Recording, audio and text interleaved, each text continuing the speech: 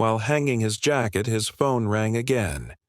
He stepped into the hallway to answer, voice low like he didn't want the house to hear. She watched from the kitchen. Something in her went cold. She went shopping the next day. The store was loud and bright, people rushing past like nothing mattered. She held her head not from a migraine, but because the truth hit her all at once. She came home, unpacked the groceries, and that's when she saw his phone on the table.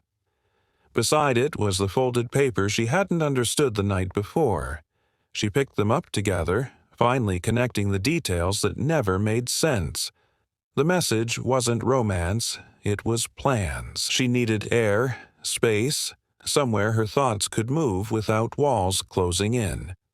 So she ended up in the parking lot, keys untouched, phone tight in her hand. She wasn't crying, she was calculating what came next.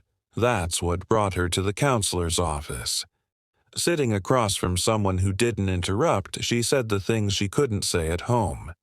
She didn't go looking for comfort. She went for clarity. Clarity changed everything. When she opened the suitcase, her hands moved like she'd practiced this moment 100 times. No panic, no theatrics, just the quiet certainty of someone who knows staying would cost more than leaving. She set the wedding ring down beside a child's drawing of a house labeled home. The contrast stopped her cold. That's when it hurt the most because she wasn't leaving a man, she was leaving a life. They stood facing each other in the living room, their child caught in the silence between them. The truth hung heavy, finally spoken without words.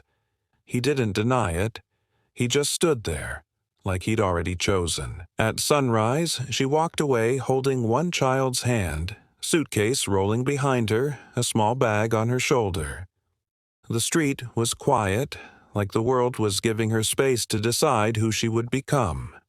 She left one child with him, she left one child behind, not knowing that when she came back, someone else would already be living there.